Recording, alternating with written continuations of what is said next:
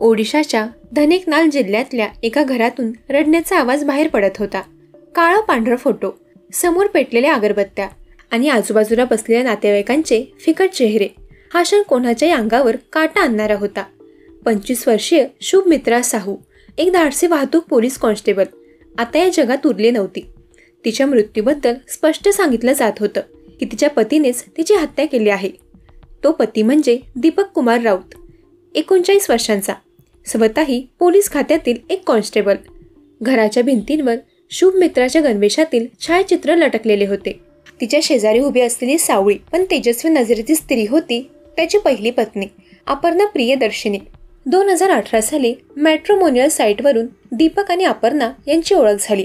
अपर्णा 31 वर्षांची, शिक्षणात हुशार, रेव्हेन्यू इन्स्पेक्टर म्हणून सरकारी नोकरीत रुजू झालेली, आत्मविश्वासू मुलगी. कुटुंबाला वाटलं की सरकारी नोकरीतील मुलगा व मुलगी यांचा संसार सुखाने फुलून यावा.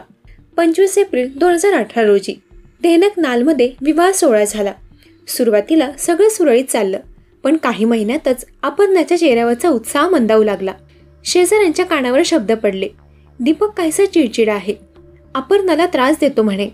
लग्नाला काही महिने झाले आणि अपर्णाने बहिणीला फोनवर कबूल केलं. रोजलिन, मला कधी कधी भीती वाटते. दीपक सतत पैशासाठी दबाव टाकतो, मला कर्ज काढायला लावतोय. 10 लाखाहून अधिक रक्कम माझ्या नावावर गेली आहे. मी ऑनलाईन पोलीस तक्रार केली आहे, पण कोणी ऐकत नाही. रोजलिनला तेव्हा बहिणीची काळजी वाटली, पण घरातील लोक म्हणत होती की नवीन संसार आहे, थोडा वेळ द्या, सगळं सुरळीत होईल. 17 मार्च 2022 रोजी दीपक घाईघाईने अपर्णाच्या माहेरी फोन करतो. अपर्णाचा अपघात झाला, ट्रकने धडक दिली, ती नाही राहिली. कुटुंब गळाभेट देऊन रडू लागलं. घटनेचा तपशील विचारल्यावर दीपकने सांगितलं, आम्ही भुवनेश्वरला परतलो होतो. आमच्या कारचं टायर पंक्चर झालं. मी टायर बदलत असताना अपर्णा रस्ता ओलांडत होती. अचानक ट्रक आली आणि तिला धडक दिली. तेव्हा सगळ्यांना तो अपघात वाटला. अंत्यसंस्कार झाले. वेळ गेली आणि दीपकला अपर्णाच्या नावे असलेली 1 कोटी रुपयांची विमा रक्कम मिळाली. काही काळाने दीपक पुन्हा लग्न करतो. यावेळी 25 वर्षाच्या शुभमित्रा साहूशी.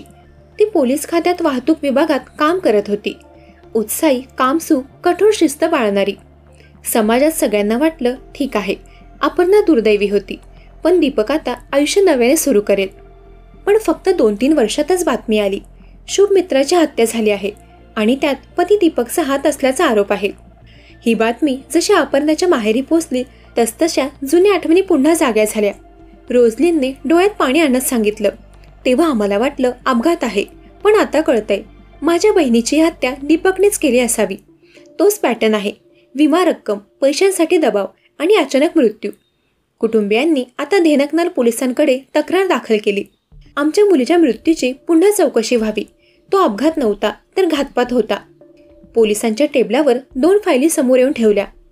अपर्णा प्रियदर्शिनी मृत्यू प्रकरण 2019, शुभमित्रा साहू हत्या प्रकरण 2025. दोन्ही फाईलमध्ये एकच माणूस सतत दिसत होता, दीपक कुमार राऊत. दोन्ही स्त्रियांवर प्रत्येकी 1 कोटी रुपयांची विमा पॉलिसी. पहिल्यांदा विमा रक्कम मिळवली गेली, दुसऱ्या वेळीही तोच हेतू.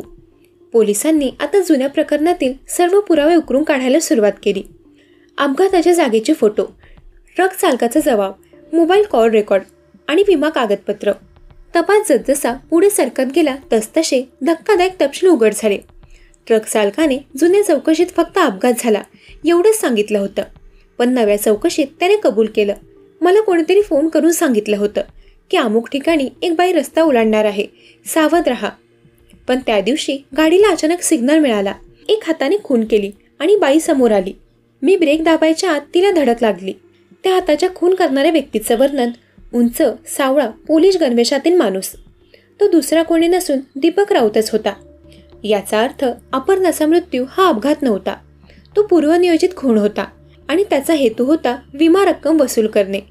शुभमित्राच्या हत्येनंतर सत्य उघड झालं आणि पहिल्या पत्नीचं गुढही उघडलं. आज दीपक राऊत स्वतः पोलीस असूनही 2 पत्नींच्या मृत्यूंच्या संशयित खुनी म्हणून अडचणीत अडकला आहे. त्याचं आयुष्य एका भयानक सत्याभोवती फिरत आहे. ज्यांना त्याने आयुष्यभर जपायचं वचन दिलं त्यांनाच त्याने पैशांसाठी गमावलं. आणि ही गोष्ट आपल्याला आठवण करून देते कधीकधी अपघात वाटणाऱ्या घटना प्रत्यक्षात अत्यंत काळजीपूर्वक रचलेले खून असतात. दरम्यान या घटनेवर तुमचं काय मत आहे ते कमेंट करून नक्की सांगा.